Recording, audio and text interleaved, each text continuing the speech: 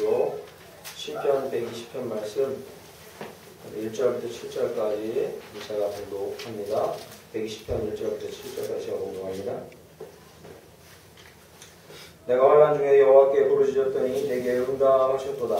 여호와여, 거짓된 입술과 속이는 혀에서 내 생명을 건져 주소서. 내 속이는 혀여, 무엇을 내게 주며 무엇을 내게 더할꼬? 장사의 날카로운 화살과 로뎀나무 숯불 이리도다. 내 세계에 머물며 계단의 장막 중에 머무는 것이 내게 화로다. 내가 화병을 미워하는 자들과 함께 오래 거주하였도다.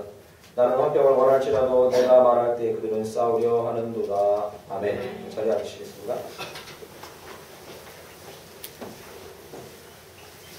앞에 옆에 뒤에 분과 인사 나누시겠습니다. 잘 오셨습니다. 사랑을 축복합니다. 환영합니다. 이렇게 인사 나누시겠습니다. 아, 예. 반갑습니다. 오늘도 저 2019년 시작된 지가 바로 어제 같은데 벌써 보름달에 갑니다. 강한님 반갑습니다. 네. 이쪽도 안 오신 분 반갑습니다. 이쪽도 반갑습니다. 네. 자리가 좀 여집사님들이 좀 부족하신데 그래도 곧 나오실 겁니다. 빨리 갑니다. 세월이 너무 빨리 가서 금방 가버립니다.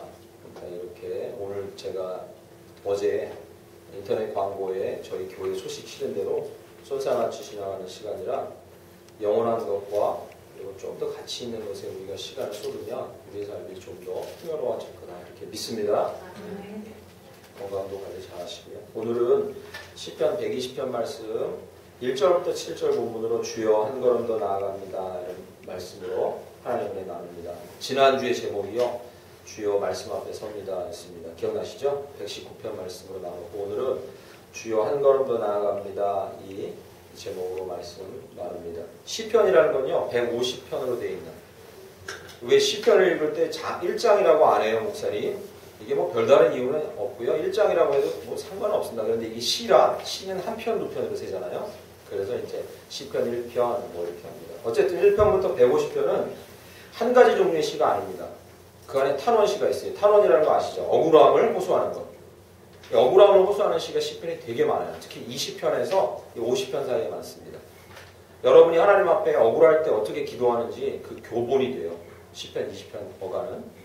그래서 억울할 때 어떻게 기도하는지 찾아보셔도 되고요. 감사시도 많습니다. 하나님 이런저런 이유로 감사합니다. 이것도 많습니다. 그리고요. 간구시도 있어요. 저를 좀 구원해 주세요. 이런 것도 있습니다. 그리고요. 이 후세들에게 교육하는 교훈시도 있어요. 내 후대들아 이렇게 해라고 하는 시도 있어요. 어쨌든요. 여기는 지난주에 말씀드린 대로 밋밋한 산문으로 쓰여 있지만 이건 다 시예요. 운율을 맞춘 시로 쓰여져 있습니다. 그런데 그 중에서 시편에 이 120편부터 오늘부터 134편까지 시편은 순례자들이 부르는 노래다 이렇게 쓰여 있습니다. 순례자 아시죠? 순례자 아시죠? 스페인의 산티아고 왜 순례길 유명하잖아요. 산티아고 순례길이 프랑스에서 시작하면 프랑스 일정 지점부터 여행 코스로 시작하면 그 산티아고 최종 목적지까지 약 엄청난 길이에요. 700에서 800km 뭐 이렇게 될 겁니다. 되게 먼 거리입니다. 예. 그리고 그 중에서 핵심적인 구간만 따져도 260km. 그러니까 산티아고 순례길 한번 가봐야지 하고 갔다가 돌아오는 청년들 많아요. 가다가 힘들었어. 못 가고 돌아오는 청년들 많습니다. 유명하긴 한데. 그래서 요즘에 저희가 속했던 선교단체에서는 자전거로 거기를 일주하는 코스도 프로그램으로 생겨났었죠. 뭐 그런 순례를 얘기하는 겁니다. 그런 순례를 얘기하는 거고요. 인도 같은 경우는 인도 힌두교의 그 성지 같은 이 강이 겐지스 강이에요. 들어보셨죠, 그죠? 그 인도 북쪽을 이렇게 관통해서 흐르는 강인데 이 강에서 1년에 한 번 정도씩 그 힌두교 축제가 열려요. 엄청난 축제거든요, 인도. 근데 그 축제에 맞추려고 아주 오래전부터 인도의 한 지점에서 인도 순례길을 이렇게 인도라는 이 나라를 외곽으로 쭉 다 돈 다음에 다시 겐지스 강에 힌두교 축제까지 돌아오는 코스가 인도인들이라면 인생에 한 번 거쳐야 될 순례 코스예요. 그걸 거친 사람을 성인 반열 밑에쯤으로 쳐줘요. 그러니까 순례라는 게 모든 종교에서는 대단히 중요한 의미를 갖고 있습니다. 오늘 본문 말씀이 120편부터 134편은 순례자들이 부르는 노래예요. 뭔데 어디를 가길래 이렇게 순례 노래를 부릅니까 하는데 이스라엘 백성들은요 절기 때가 되면 우리나라로 말하면요 비유컨대 그렇습니다. 뭐 추석이나 설날 이럴 때 예루살렘이라는 이 이스라엘의 중심지로 모여들었어요. 이건 의무사항이었습니다. 피할 수가 없는 거예요. 절기 때마다 모여들어요. 그래서 이스라엘이 남쪽부터 북쪽까지 길이를 재면 이게 400km예요. 400km 정도. 저희는 서울에서 한 부산이 한 400 되나요? 400에서 500 사이? 뭐 그런데 이스라엘은 북쪽 끝에서 남쪽 끝이 400km. 이제 좌우는 120km 정도. 그러니까 예루살렘이 그 중간 정도보다 조금 위에 있으니까 남쪽 끝이나 북쪽 끝이나 서쪽에서 오려면 최소 100km는 걸어야 돼요.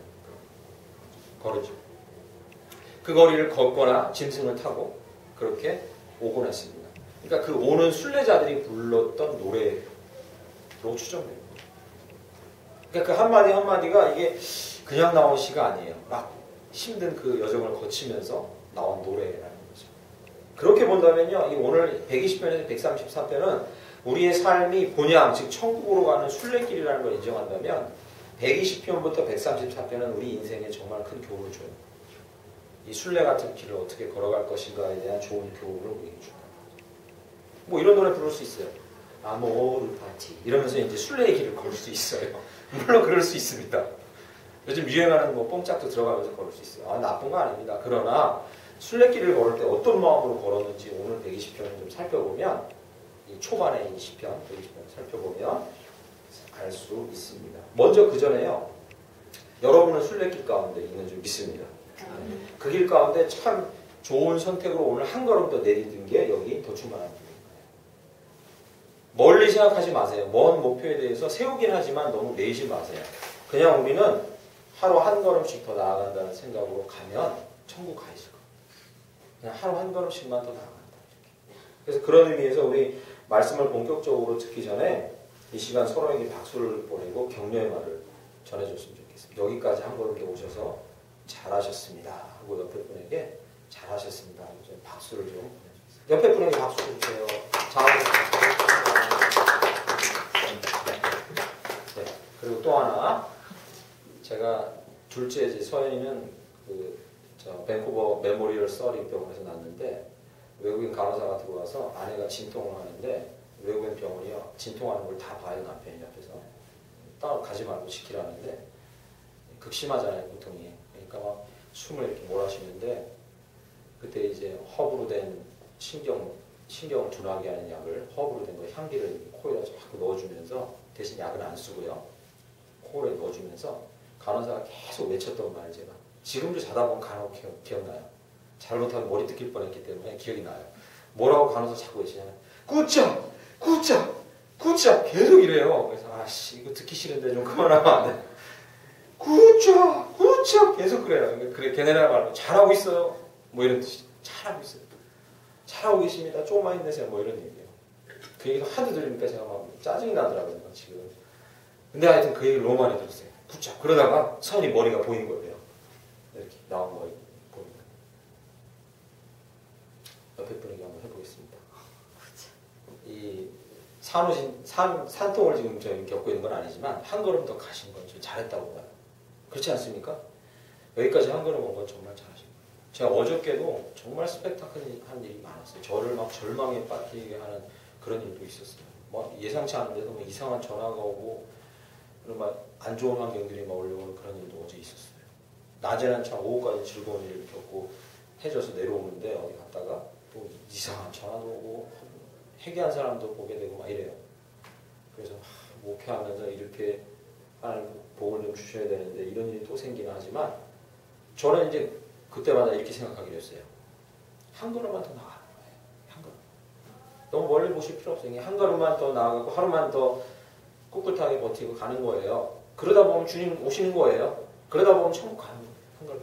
그러니까 그런 마음으로 옆에 분에게 굿잡 잘하셨습니다. 여기까지 오시면 잘했어요. 학교 가기 지겨운데 다니는 거 잘했어요. 한 걸음씩만 나가다 보면 방학 되고 또 학년 올라가고 어른 되는 거예요. 잘했어요 하는 마음으로 우리 부모들은 자녀에게, 우리 옆에 계시는 뒤에 분에게 굿잡 이렇게 해주세요. 그냥 하시면 재미가 없습니다. 이렇게 굿잡 해보세요. 자, 굿잡. 네. 정말 잘했어요. 참 잘했어요. 학교 참 잘 다니고 있어요. 다니실 텐데 굿잡. 잘했어요. 우리가 한 걸음씩 하루에 더 나아가게 하는 원동력이 무엇인가에 대해서 오늘 본문을 통해서 잠깐 살펴보려고. 이 사람이 어디를 순례자의 길을 가요. 가는데 동력이 있을 거 아니에요, 그죠? 한 걸음씩 더 가게 하는. 이 사람들이 예루살렘으로 가는 그 길은요, 이게 왕의 대로가 진짜 아스팔트가 깔려있는 그런 도로가 아니었습니다. 돌이 그대로 노출돼 있고, 가다가 엎어져서 발목을 삐기 아주 쉽고요. 그리고 기후가 이 나라가 아주 희한해서 낮에는 엄청 덥고 밤에는 막 춥고 이런 그런 기후이기도 하고요. 그리고 이 시편에 나오지만 햇볕 때문에 자기 몸이 상하는 경우도 대단한 거죠. 완전 떼어먹겠어요. 그리고 또 하나는요, 도적대도 있었어요. 상당히 안 좋은 조건입니다. 그럼에도 불구하고 그 예루살렘으로 가게끔 만드는 동기, 그것이 무엇일까 저희가 잠시 살펴보면서 저희도 교훈을 얻을 수 있겠죠. 그죠? 힘을 얻을 수 있겠죠. 우리가 한 걸음 더 나아가게 되는 동기가 무엇일까? 라는 거죠. 표면적으로만 보이는 동기는 방금 말씀드렸다시피 표면적으로만 볼 수 있는 동기는요, 3번 꼭 가야 돼요. 어쩔 수 없이. 선택의 여지가 없어요. 오순절, 아니 6월절, 오순절, 장막절 3번 가야 돼요. 꼭 가야 됩니다. 이거 어떻게 피할 수가 없어요. 이때 안 가면요, 이스라엘 백성은 남자들 같은 경우 정령기에 찬 남자들이 이때 예루살렘에 가지 않으면요, 자기 민족에서 제명당할 수도 있어요. 엄청난 어떤 이유 때문이 아니라 필수적으로 가야 되는 길이에요. 어쩔 수 없습니다. 마치 주일이 되면 예배 나가야겠다라고 막 우리 마음에 큰 부담을 느끼는 것처럼 막 이렇게 이 사람들은 3번은 꼭 가야 되는 길인 거예요. 그럼 그것만이 과연 동기인가? 이 사람들이 가게 만드는 그렇지 않다. 표면적으로는 그렇지만 그러나 오늘 본문의 120편에 이 사람의 내면의 동기가 있어요. 지금 내면의 동기. 내가 3번 꼭 가야 되는 건 알겠지만 나는 내면의 동기가 있다. 여기 꼭 가야 되는 내면의 동기가 있다는 거예요. 그걸 얘기하고 있어요. 그걸 잠깐 살펴보려고 합니다. 여러 번 예배 나오셨죠, 그죠? 나 예배 안 드리면 안 될 것 같아 나오셨지만 그러나 각자 마음의 동기가 다른 거예요. 내면의 동기가 있어요.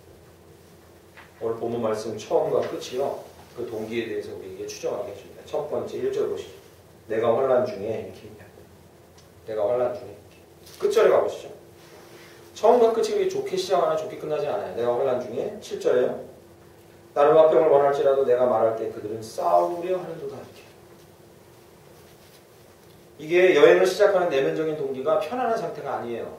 결론부터 말씀드리면 불안하고 불편하고 이런 것으로부터 시작됩니다. 그래서 어떤 해결의 실마리를 찾으려고 이 여행을 내가 떠나왔다. 물론 의무적으로 가야 되지만 내 마음의 동기는 무엇이냐? 내가 처해 있는 곳에 이 어려움들이나 고난들 가운데에서 실마리를 찾으려고 내가 한 걸음 더 나아가고 있다. 이렇게 고백하는 거죠. 어째서 이렇게 이 환난 중에 또 싸우려 하는데 이런 고백이 나오는지 한 절씩 한번 살펴보겠습니다. 2절과 3절 보시면 이렇게 써 있어요. 여호와여 거짓된 입술과 속이는 혀에서 내 생명을 건져주소서. 3절 가보시죠. 너 속이는 혀여 무엇을 내게 주니 무엇을 내게 더할꼬. 여기 나오는 단어 주의 있게 보시면요, 속이는 혀, 거짓된 입술, 3절에 속이는 혀 이렇게 나오죠. 주변의 사람들 판단하는 거예요. 평가하는 거예요. 내 주변에 진실이 없는 자들, 믿기 힘든 자들이 너무 많다는 거죠. 신뢰할 수 없고 나를 속이고 지금만 사기꾼이 있었던 건 아니고요. 그때도 나를 어렵게 만들고 속이려는 자들이 너무 많다는 거예요. 진실을 말하지 않는 자들이 너무 많다는 거예요. 이런 사람에서 내가 벗어나야겠다는 거죠. 그런 강한 열망, 마음의 동기가 드러나요. 그리고 6절 가보시죠. 6절. 내가 화평을 미워하는 자들과 함께 오래 거주하리로다. 주변에 누구까지 있어요? 싸우기를 좋아하는 자들까지 있다는 거예요. 그러니까 이 사람의 내면의 동기는 물론 외적인 동기는 의무적으로 가야 되는 길이지만 가면서 내가 뭔가 거기 가서 실마리를 찾기 원해요. 내 인생에. 뭐의 실마리요? 내 옆에 거짓말하는 자들, 싸우기 좋아하는 자들, 진실이 없는 자들로부터 벗어나서 내가 뭔가를 찾기를 원하는 거예요. 마음의 동기가 있는 거예요. 그게 이 사람을 이 여정으로 이끌고 있는 거죠. 한 걸음씩. 저희에게는 안 그렇습니까? 저희가 왜 교회에 나오고 하나님을 이제 잊고 있다가 하루 종일 잊고 있다가도 하나님하고 부르고 한마디라도 기도하고 일주일에 잊고 있다가도 예배 자리에 나왔을 때 하나님 부르고 또 그럴 수 있느냐, 그런 동기가 어디서 나오냐. 제가 20년 만에 대학 졸업하고 동기를 재작년에 만났어요. 종로 종갑에서 만났는데 3명이 저 포함해서 3명이 졸업하고는 20년을 만나는 20년 정도 된 거죠. 정말 오래간만에 만났어요. 그런데 그때 충격적인 얘기를 제가 들었어요. 그 중에 한 아이가 저희 대학 다닐 때 이 성적도 너무 좋고 토익도 너무 잘 맞아서 졸업 전에 이미 삼성에 스카우트 돼가지고 입사한 친구가 있어요. 지금도 다녀요, 삼성에. 사무실이 지금 그 종각 바로 앞에 건물 있죠. 예전에 세무서 건물인가요? 그게 삼성으로 넘어갔잖아요. 삼성이 샀거든요. 그 건물 꼭대기 층에 사무실이 있어요. 나이가 저만큼 됐으니까 상당히 많이 진급을 했죠. 탄탄대로 가고 있어요. 그런데 이렇게 만나서 그 친구랑 또 한 친구랑 또 한 친구는 그 복사기 회사 신도리 거기 다니는 친구 셋이 만나서 이야기를 하는데 셋 다 믿음을 갖고 있는 친구라 그래도 말이 통하는 부분이 있는데 그 삼성 다니는 친구가 저한테 그 얘기를 하는 거예요. 20년을 사무실에서 근무하면서 내가 20년 동안 보아온 사람인데 내 동료라고 생각해 본 적은 하루 한 번도 없다는 거예요. 20년 동안 사무실에서 내가 아내보다 더 많이 본 사람인데 이 사람을 내 마음속에 있는 걸 얘기할 만한 사람이거나 나를 도와줄 거라고 생각해 본 적이 한 번도 없다는 거예요. 오직 경쟁자라는 거예요. 감시자고. 내가 감시해야 될 쫄따구고 내가 또 주의해야 될 선배고 내가 사무적으로는 어떤 일을 긴밀하게 상의하지만 그 이상은 절대 하지 않는. 그러니까 20년을 회사 생활했지만 마치 섬에 사는 것 같은 그런 느낌. 저는 사뭇 그 얘기를 듣고 충격적이었어요. 되게 충격이었습니다. 저는 이제 사회에서 직장 생활 해본 적이 없으니까 교회에서 신앙생활 하면은 뭐 속에 있는 얘기도 어쩔 수 없이 나누게 되고 이런 분위기인데 그렇지 않다는 거예요. 야, 내가 20년 만에 니네들 만나서 속에 있는 얘기를 할 수 있다 이런 얘기를 하는 거예요. 저한테는 사뭇 충격이었어요. 여기 10편에 이 사람이 한 걸음 더 앞으로 나아가게 하는 동기가 무엇이냐? 내 주변에 진실이 없고 거짓을 말하고 다투기를 좋아하는 자들이에요. 상당히 그 안에서 긴장하고 불안하고 불편한 삶을 살아오고 있는 걸 묘사하는 거죠. 우리 현대인들의 삶이랑 비슷하죠. 분노가 폭발해서 사람을 죽이고 싸우기를 좋아하는 자들도 이 현대사회에 우리 주변에 널려 있습니다. 이 상황이 다르지 않습니다. 아이들 음식 갖고도 장난치는 속이기 좋아하는 자들이 널려 있어요. 다르지 않습니다. 그런데 성경은 뭐라 얘기하냐면 이런 불편과 불안 이게 우리를 한 걸음 더 나아가게 하는 실마리를 찾고자 한 걸음 더 나아가게 하는 동기가 된다고 말씀해 주세요. 이런 거 없는 세상에 살고 싶어 하지만 그게 오히려 동기가 된다는 거예요. 예전에 유명한 말 있죠. 필요가 발명의 어머니인 거죠. 우리 안에 있는 불편과 불안함이 나아가면 원동력이에요. 뭔가 있겠지 실마리가. 말씀 앞에는 뭔가 있겠지. 예배 자리에 뭔가 있겠지. 라는 한 걸음 더 나아가요. 하루를 내가 더 살면서 하나님을 기대하면 나에게 뭔가 말씀해 주시겠지라는 기대가 있으니까 한 걸음 더 우리가 하루 더 나아갑니다. 그런데 그거보다 더 심각하게 동기가 하나 있는데 그게 뭐냐? 오늘 본문 말씀 6절에 기가 막힌 말씀이 하나 등장하는 거 보시죠. 내가 화평을 미워하는 자들과 함께 오래 거주하였도다 이렇게 얘기해요. 이거는 표면적으로 쓴 얘기일 수도 있어요. 내가 거짓말 잘하고 싸우기 좋아하는 자들이랑 정말 오래 살았구나 하하야 그 얘기가 아니라 이 뉘앙스가 내가 그들과 살면서 그들과 동화되어 가고 있구나 라고 위기의식을 느끼는 거예요. 무슨 얘기인지 아시겠죠? 처음에는 싸움을 잘하고 거짓말하는 자들 속에 있는데 난 구별되는 하나님의 사람인데 라고 막 구별돼야지라고 애쓰다가 나중에는 어떻게? 여기 6절 말씀에 거기 동화되어 버렸다. 여기 오래 거주하였도가 표면적으로 문자적으로만 해석할 게 아니에요. 내가 그들과 섞여서 버렸다. 어떻게 하면 좋으냐. 이 사람이 이 예루살렘 성전을 향해서 하나님을 향해서 한 걸음씩 하루에 한 걸음씩 천천히라도 이렇게 나가려고 하는 동기를 주는 게 뭐냐면 내가 세상에 너무 많이 동화되어 버린 게 아닌가라는 여기서부터 시작합니다. 이 불만에서부터 시작. 여러분 그런 생각 하실 때 있죠? 있지 않습니까? 우리 아이들이 이렇게 집에 있다가 밖에서는 어떻게 말하는지 모르지만 집에 있을 때는 말조심 많이 해요. 뭐라 하면 제가 뭐라 야단치거든요. 나쁜 말씀에. 근데 막 신나가지고 막 얘기를 하다가 존나 이렇게 얘기가 나와요. 그럼 자기는 이제 컨트롤이 안 되고 막 푹푹 튀어나온 거죠. 이건 욕이죠. 그죠? 근데 요즘에는 일상용어 됐잖아요. 그죠? 학생들 일상용어예요. 예전에 저희 욕이었죠. 예전에 저희 어릴 때는. 그런 말이 욕이 지금은 일상용어 됐어요. 졸라맨이 항상 한때 유행하다가 뭐 어쨌든 지금 존나라는 말 쓰는 것 자체가 뭐 별반은 뭐 욕 같지는 않아요. 좋지 않은 말인데. 어쨌든요. 처음에는 별거 아닌 것 같은데 나중에는 동화되어버려요. 우리 자신이 그런 모습 많이 발견합니다. 그렇지 않습니까? 삶의 자리에 선 자리에서 부정을 발견했을 때 처음에는 막 가슴이 떨리고 쿵각거려서 어떻게 할지 모르지만 곧 동화돼 버려요. 곧 별일 아닌 것처럼. 우리가 그래요. 다. 한 사람 예외 없이 다 그래요. 이 시편 기자가 그걸 얘기하고 있는 거예요.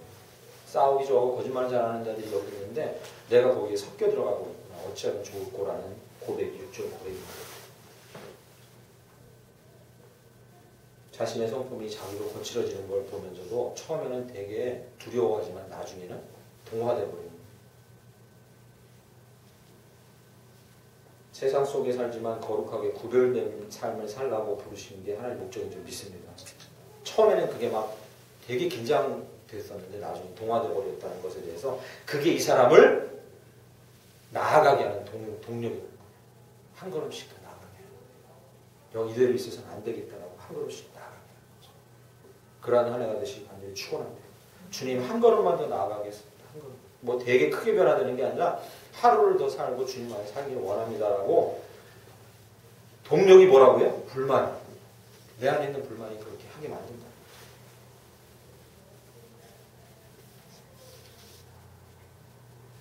이것이 영혼의 상태에 대한 불만족이면 그 동력이 엄청나요. 이게.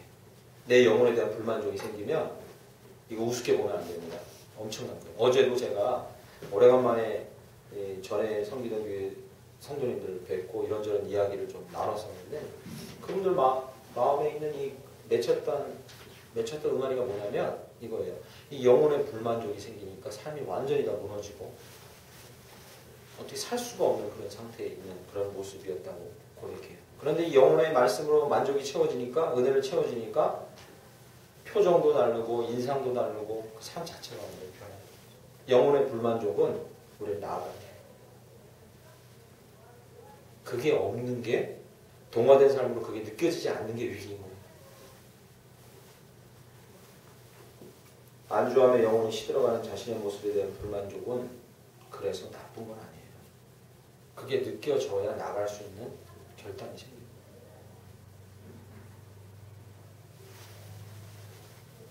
딱히 여기 나온 대로요. 수백 킬로를 걸어가서 산티아고를 걸어가거나 인도를 순례하는 순례길 같은 거 꿈꾸실 필요는 없어요. 한 걸음만 하루에 더 나아가자. 이 불만족 이게 주님 안에서 어떻게 해소되기 위해 한 걸음만 더 나아가자. 그렇게 하루를 사시면 돼요. 그렇게 하루 살다 보면 1년이 가는 거고 그 불만족을 주님 안에서 채우게 될 줄 믿습니다. 여러분 이렇게 생각하실지 몰라요. 목사님 이거 사도 바울이 얘기한 거랑 조금 배치되는데요. 말씀 하나 떠올랐어요. 바울은 자족하는 삶을 살라고 하잖아요. 내가 있으나 없으나 어떤 상황에서 만족하는 삶을 살라고 그러잖아요. 이거 어떻게 된 거예요, 목사님? 이거 구분을 하셔야 됩니다. 그죠? 사도 바울이 자족하는 삶을 살라 할 때 그거는 어디에 포인트가 맞춰져 있는 거죠? 소유에 대한 포인트예요. 돈. 주로 소유물에 대한 거니까 사도 바울이 얘기합니다. 내가 있으나 없으나 빈약하나 풍족하나 나는 만족한다. 이건 소유에 대한 거예요. 소유. 물질적인 소유예요. 주로. 그것에 대한 겁니다. 그러나 여기서 우리는 만족하면 절대 안 돼요. 이 말과 별개로 우리 불만족이 있어야 거기서부터 시작할 수 있어요. 만족하면 안 돼요. 이건 뭐에 대한 거예요? 우리 영혼에 대한 거예요. 영혼에. 우리 영혼에 대한 걸로는 만족하면 절대 안 돼요. 만족하는 순간 성경은 뭐라 하냐면 있는 자는 받을 것이 없는 자는 빼앗기리라. 할렐루야. 영혼에 대한 건요. 만족하는 순간에 다 빼앗겨요. 조금 있다고 생각하는 그 순간에 이걸로 됐다고 생각하는 순간에 그냥 완전히 다 빼앗기고 어디까지 가는 바닥까지 가버려요. 원래 영적인 게 그래요. 그 마가복음에 얘기하시는 거예요. 조금 있다고 만족하는 자는 다 뺏기고. 여기는요. 믿기 힘들고 다투기 좋아하는 사람들 때문에 불만족이 생겼죠. 그런데 잘 생각해 보세요. 영혼에 관련된 문제는요. 주변이 좋은 환경이라도 영혼은 불만족 가운데 있어요. 왜냐하면 좋은 환경 때문에 안주하거든요. 세례요한 때부터 지금까지 천국은 침노를 당하나니 침노한 자는 빼앗깁니다. 할렐루야. 영적인 세계에서는요. 만족이 우리에게는 가장 큰 독약이에요. 불만족이 우리를 나아가게 할 줄 믿습니다. 동화되어 있는 삶에서 한 걸음 더 하루씩 앞으로 나아가셔서 하나님께서 우리에게 주신 그 놀라운 은혜 오늘 한 해 동안 마음껏 누리시길 간절히 축원합니다. 한 걸음만 더 나아가십니다. 너무 크게 나가실 필요 없어요. 하루에 한 걸음. 아니요. 더 그냥 노골적으로 말씀드리면 믿음을 잃지 않고 하나님 바라보고 하루만 더 사시면 돼요. 하루만 더 사시면 돼요. 뭐 1년이 어떻게 될까, 내가 한 달에 어떻게 될까 너무 생각하지 마시고. 두 번째, 동력이 어디서 나오냐? 예, 불만족으로 시작한 여정이 한 걸음씩 나아가게 됩니다. 그런데 계속해서 나아가려면 무엇이 중요할까요? 불만족이 있어요. 그래서 한 걸음 더 나아가야 되는 걸 알아요. 그걸 깨달았다고 해서요, 거기서 문제가 끝나는 게 아닙니다. 두 가지 문제가 생겨요. 뭐냐면요, 불만족이 있어서 뭔가 내가 새로워져야겠다고 한 걸음씩 나아가지만 두 가지 문제가 생기는데, 하나는요, 엉뚱한 곳으로 갈 수 있는 가능성이 생겨요. 그렇지 않습니까? 그죠? 올해는 내가 좀 열심히 해봐야겠네, 신앙생활. 거기까지 좋았는데 내가 불만족이야. 영적으로 내가 내 자신이 불만족이야. 열심히 해야지 하는데, 열심히 하는 이게 엉뚱한 방향으로 가요. 어떻게 해요? 경쟁심으로 갈 수도 있어요. 내가 좀 잘해야 되는데 저분보다 내가 더 해야 되는 경쟁심으로 갈 수 있어요. 방향이 잘못될 수 있어요. 엉뚱한 방향으로 갈 수 있어요. 또 하나의 문제는요, 조금 가다가 오래 가지 못하고 멈출 수 있어요. 이 두 가지 문제가 생겨요. 한 걸음씩 불만족으로 시작된 이 걸음이 이 두 가지 문제에 봉착하는 경우가 많아요. 방향이 잘못되고, 그리고 오래 가지 못한다는 거죠. 그래서 한 걸음씩 불만족에서 시작된 이 걸음이 끝까지 주님 오시는 그날까지 우리 삶을 마감할 때까지 멈추지 않고 계속되려면 방향이 중요합니다. 오늘 본문 말씀 보시죠. 본문 말씀 1절과 2절 가보겠습니다. 1절 보시죠. 내가 환난 중에 여호와께 부르짖었더니 2절에요. 여호와여 거짓된 입술과 속인 영에서 내 생명을 건져 주소서 이렇게 얘기합니다. 방향이 어디 있습니까? 뭐 두말하면 잔소리. 방향이 어디입니까? 계속해서 여호와 그분을 향해서 방향이 맞춰져야 우리의 불만족인 이 걸음이 제대로 된 걸음으로 변명하지 않을 수 있고 지속할 수 있다는 거죠. 오늘 120편은 121편과 이어집니다. 121편 보시죠. 1절. 내가 산을 향하여 눈을 뜨리라 나의 도움이 어디서 올까? 이렇게 얘기해요. 그죠? 1절 말씀은요, 해석이 좀 필요합니다. 이 말씀 표면적으로 이렇게 받아들이시면 안 돼요. 이렇게요. 순례길을 가다가 마음의 불만족으로 시작해 순례길을 가다가 힘들어졌어요. 그래서 내가 산을 향하여 눈을 들리라고 이렇게 딱 들으니까 주님이 계셔. 이런 상황이 아니에요. 조금 복잡한 얘기가 여기 담겨 있습니다. 생각해 보세요. 이스라엘의 나라는요, 특히 예루살렘으로 가까워질수록 산 봉우리들이 많아요. 이스라엘 중앙 지역은 협곡이고 밑으로 팍 꺼져 있지만 사해, 그 협곡 바로 옆은 산맥들이 이렇게 이어져 있어요. 그래서 이 추정건데 그 근처에 갔는데 힘들어서 지속하는 게 힘들어서 이렇게 고개를 들어서 산을 보면요, 뭐가 보이냐면 봉우리들이 많이 보여요. 1000m짜리 봉우리, 800m짜리 봉우리. 예루살렘은 800m에 위치해 있거든요. 봉우리들이 많이 보여요. 이렇게 봉우리들이. 그 상황을 묘사한 거예요. 내가 산을 향하여 눈을 들리라 하고 봉우리들이 많이 보여요. 2절로 이어지는 거예요. 저 봉우리에 나의 도움이 있을까? 저 봉우리에 나의 도움이 있을까? 라고 생각하다가 2절에 뭐라고 얘기하니까 나의 도움은 천지를 지으신 여호와에게서. 할렐루야. 그 많은 가리는 봉우리들 사이에서 누구를 찾는 거예요? 방향을 주님께 맞추는 거예요. 지리적인 요건을 비유컨대 드러놓은 거예요. 많은 봉우리들이 있지만 나는 거기에 눈을 들고 거기에 나의 시선을 가리는 것들을 피해서 어디로? 주님을 향해 내 시선을 맞추는 거예요.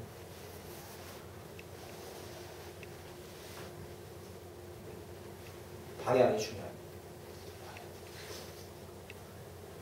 저는 군생활을 길게 하지 않았지만 운은 별로 좋지 않아서 포병으로 가서 부대 생활을 하게 됐는데, 이 포병 얘기 뭐 길게 봐야 뭐 여성분들 별로 안 좋아하실 테니까 한 가지만 말씀드리면요, 이 포가 이렇게 포심이 이렇게 좌로 우로 움직이고 위로 아래로 움직여요. 위아래는 문제가 별로 안 돼요. 그 거리가 위아래도 문제 되는 거예요. 근데 위아래와 좌우를요, 손으로 수치를 작업해요. 요즘 기계들은 그렇게 안 해요. 전자식으로 하는데 옛날에는요, 저희 부대에 포 쓰는 건요, 기계식이라 사람이 손으로 작업해요. 수치를, 좌우를. 그런데 이 수치가 1mm 틀어지면요, 포가 떨어지는 데는 수키로가 차이 나요. 1mm를 딱 잘못 장입하면 저쪽에 수키로가 다른 데 떨어져요. 그래서 불났다고 불 끌어 다녀요. 포병들이. 잘못된 데 떨어져가지고 불 끌어도 다니고. 저희도 불 끌어 갔어요. 포탄 잘못 떨어져가지고. 불났다고. 방향이 불만족으로 인해서 걷게 되는 우리의 이 걸음의 방향이 지금 우리 눈앞에서 주님을 향한 우리의 눈의 이 시선의 방향이 조금만 빗나가도 결국에 점점 더 걸어갈수록 이 방향이 엄청나게 차이가 나는 거예요.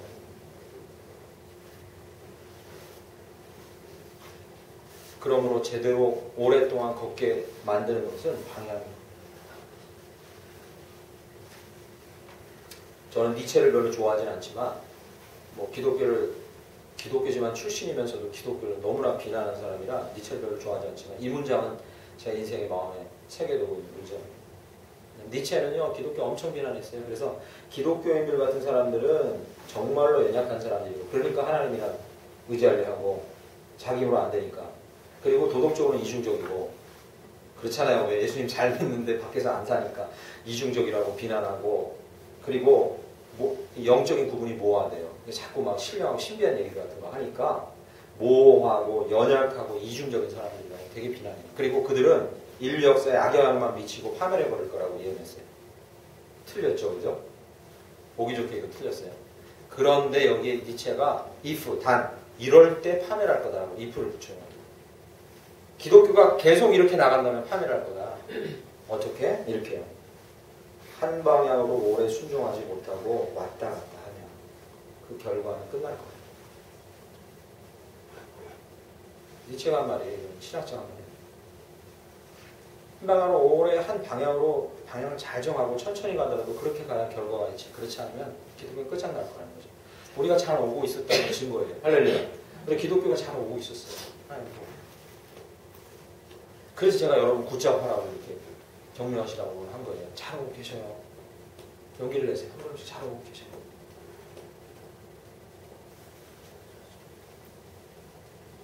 속도나 효율은 중요하지 않습니다. 거기에 너무 이렇게 연연하지 마세요. 오늘 본문 말씀에 이 시편 기자, 120편 기자가 계속해서 이렇게 이 싸우는 자들과 거짓말하는 자들을 떠나서 그들과 너무 오래 살았다고 출발한 이 걸음이지만 빨리 가려 하지 않아요.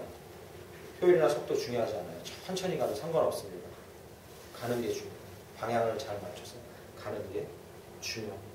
어제 만난 성도님과 얘기하다가 그 얘기 나눴었는데 요즘에 이 사회가 방향을 중시하지 않고 효율이나 속도를 중시한다는 증거가 이 목사들, 교육자들 세계에서 쓰는 용어로 성도들을 바라보면서 쓰는 용어로 분명하게 드러납니다.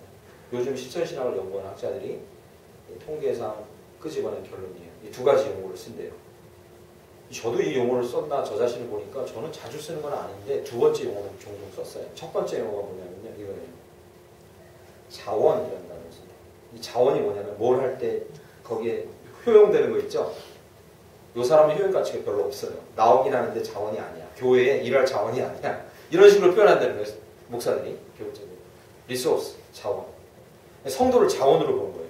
이 사람은 헌금 자원이고 이 사람은 봉사 자원이고 큰 교회에서 경영 마인드로 목회를 하시는 분들은 성도를 분류할 때 이 사람은 자원이고 이 사람은 자원으로 쓸 수 없다. 이렇게 분류해요.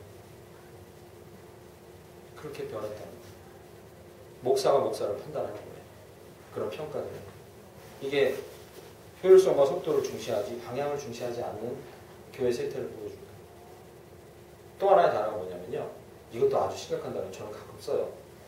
우리 정말 많이 씁니다. 여러분들 많이 썼을 거예요. 역기능. 들어보셨죠? 그럼 순기능은 뭐예요? 성도가 신앙생활 하는데 얘는 역기능 아니고 얘는 역기능 성도고 막 이런 역기능을 아무데나 갖다 붙여요 지금. 기능을 우리가 원하는 기능을 해줘야 되는데 못하면 역기능인 거예요. 이 10년 지났으면 이런 기능을 해줘야 되는데 못하면 역기능 성도인 거예요. 이런 식으로 판단한다는 거죠. 사람에게 역기능이 있고 순기능이 있겠습니까? 그렇지 않아요. 그 사람 고유의 기능이 있는 거죠. 그 자꾸 그런 식으로 판단을 하게 된다는 거예요. 이건 심리학에서 많이 쓰는 용어라 이제 이게 교회 안에 많이 들어온 거죠. 역기능 가정이고 뭐 역기능 아이고 이런 거죠. 근데 그거 자체가 기능이란 말을 사람한테 갖다 붙여가지고 역기능이라고 쓰는 이유가 자원처럼 쓰고 있다. 효율과 속도가 지배하는 삶이다.